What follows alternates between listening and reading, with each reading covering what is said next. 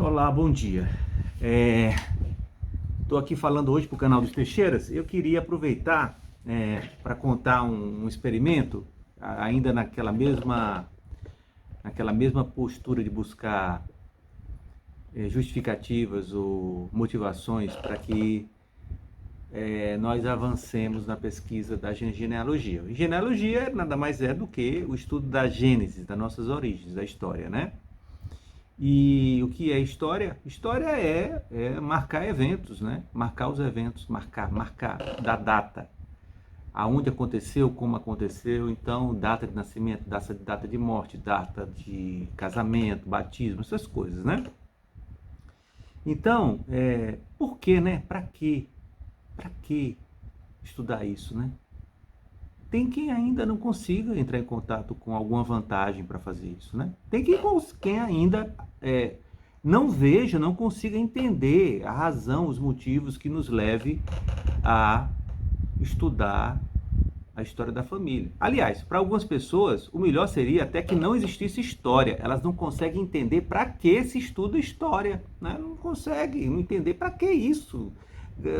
Saber como o Brasil foi colonizado, como o Brasil teve a sua independência, que poderes, que influências corroboraram para a independência do Brasil, quem era o rei do Brasil, esse Dom Pedro I, como é que era essa pessoa, que influências existiram na época do Dom Pedro para que ele, como filho português, libertasse o Brasil do domínio de sua terra natal, que é Portugal, não é? Ninguém quer saber disso. Para quê?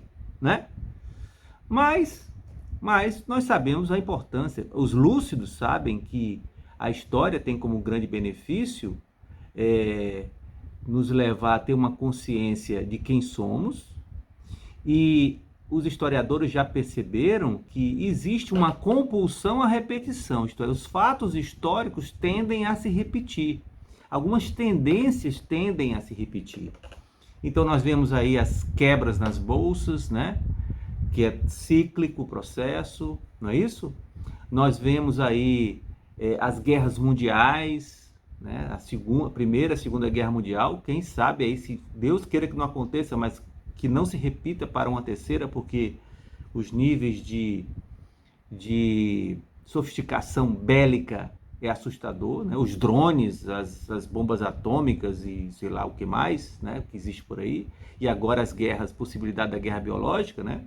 Olha aí a Covid, né? Olha o que aconteceu com a economia do mundo, atingiu o mundo, o planeta inteiro. Então,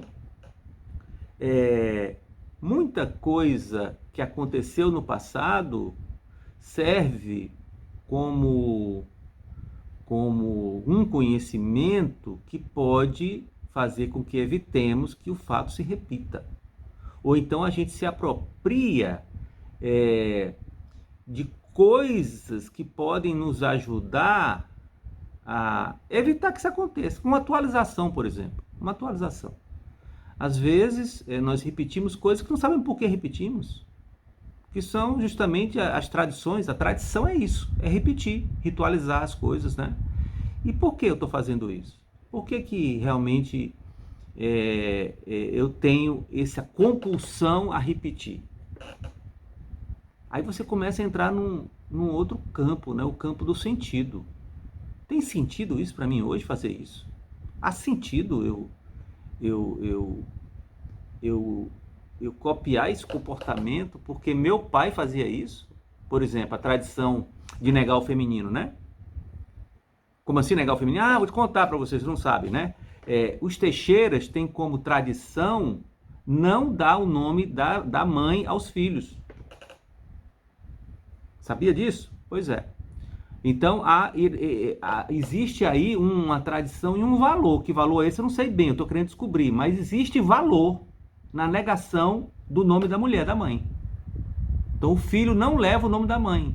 Então, a genealogia me levou a me apropriar dessa tradição, que eu não sei que loucura é, de onde veio isso, né? De negar o feminino, né?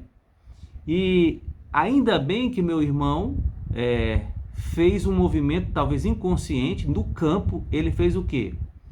Ele o nome da esposa de família é Coelho Ramalho. Normalmente o que é que se faz? Se escolhe um dos nomes da mãe, né? Primeiro que a mãe perde um dos nomes quando casa, ela não perdeu, ela manteve os nomes de família dela. Acrescentou só o Teixeira. E aí o que aconteceu? Os filhos levam o nome completo da mãe. Então é Marina Coelho Ramalho Teixeira. Então o meu irmão, num processo inconsciente, porque eu acho que ele não tinha noção dessa tradição de família, né? Ele não tinha na época noção disso, ainda bem, porque ele se livrou de um comportamento de injustiça, né? E aí ele compensou. Ele agora deu todos os nomes da mãe aos filhos. Olha que coisa linda, não é, gente? Então, é um processo de atualização em prol do que é mais saudável. Nós temos que procurar uma vida mais saudável e sair do doentio. Tudo que exclui, adoece. Toda tendência excludente de querer ser mais em cima do outro, colocar o outro numa situação de menos, é excludente. A gente tem que procurar exercitar sempre o igual e o diferente, isto é, eu procurar no outro o que me assemelha ao outro e ver com bons grados, de uma forma saudável, o que me diferencia do outro. Eu sou um homem e você é mulher, e é uma diferença, e aí, qual o problema? Né? Olhar para isso não querendo me fazer mais por ser homem e você por ser mulher. Por que eu vou ser mais que você porque você é mulher e você é homem? Não, que história é essa? Né? Mas isso no passado existia, né? Mulher era uma coisa, as mulheres eram coisificadas, tinha uma finalidade X lá, reproduzir, colaborar com a propriedade, a organização da casa, esse tipo de coisa. Era uma função, era uma função. Então, e os filhos também eram coisificados, os filhos homens eram mais valorizados que as filhas mulheres, porque o filho homem colaborava na lavoura, na criação, no trabalho pesado, né? Era mais rentável ter um filho homem do que uma filha mulher. A mulher tinha que dar o dote para casar, olha que coisa, né? Então, havia toda uma questão de custo-benefício, antigamente, para uma questão de sobrevivência. Isso é uma coisa de antes. Será que hoje tem que se repetir? Não, hoje não tem que se repetir uma coisa excludente, não. Por quê? Não é?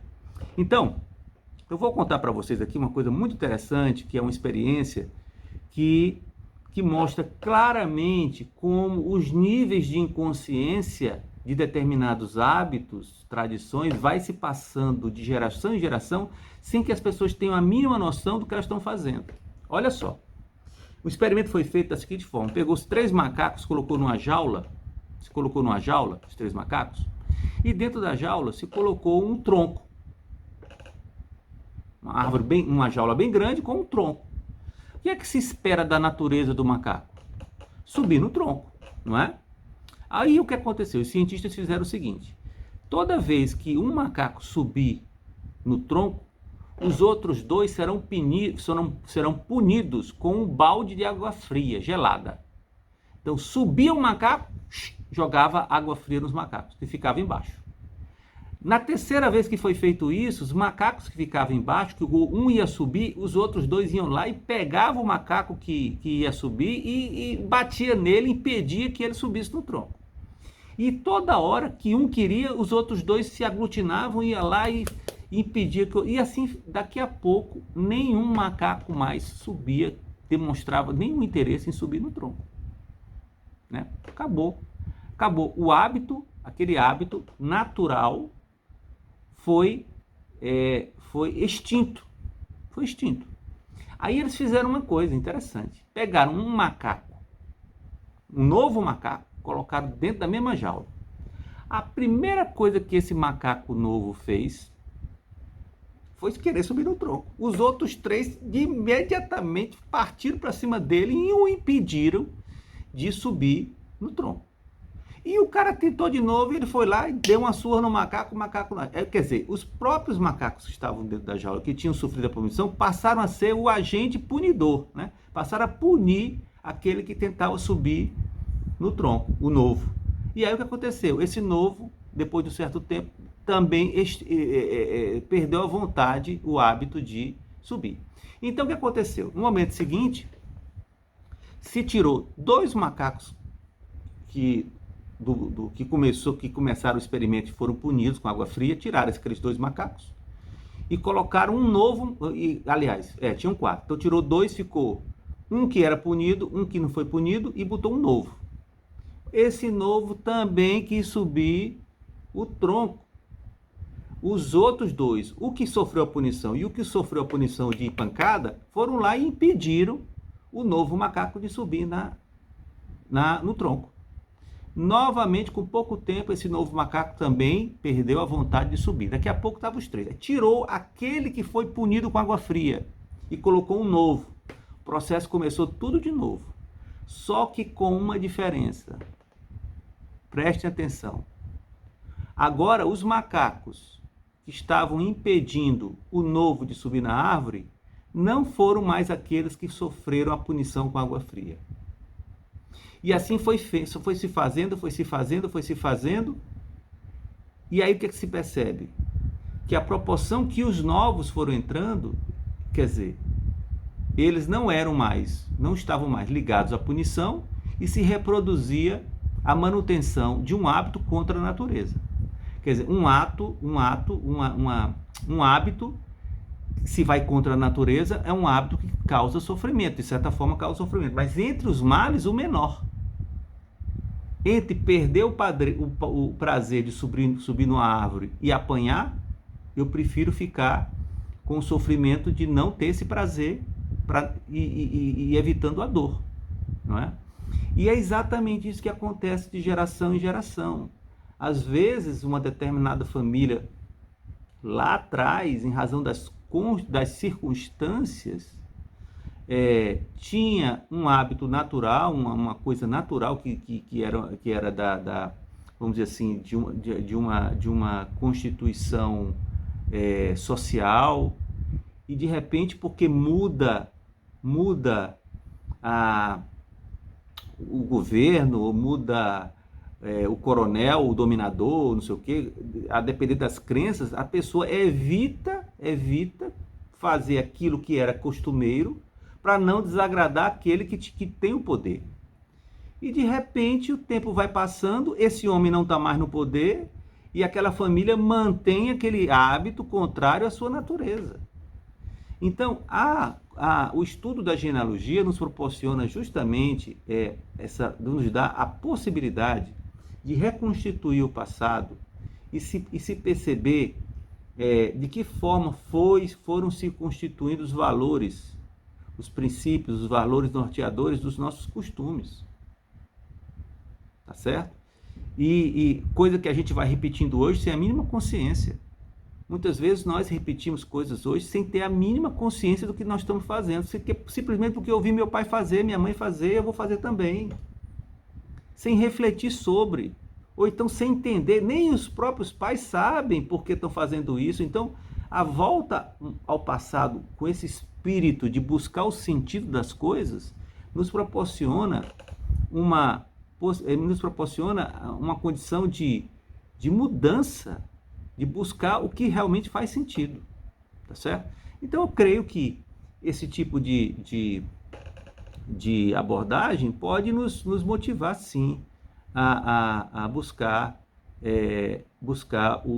a Gênesis, buscar a história, buscar como foi a nossa constituição enquanto grupo familiar. Como vem se formando o nosso grupo familiar, de que forma nós estamos adquirindo condutas abusivas, ou então padrões doentios, e de que forma isso tem contribuído para a morte da família. E o que é a morte da família? É quando justamente a família tem um baixo índice de natalidade. Então, quando o tempo vai passando, lógico que existe o contexto social, né, que está influenciando isso, a sobrevivência, o capitalismo, a forma de viver. Nós saímos de uma forma de viver de uma sociedade agrícola e estamos partindo para uma sociedade industrializada, urbana.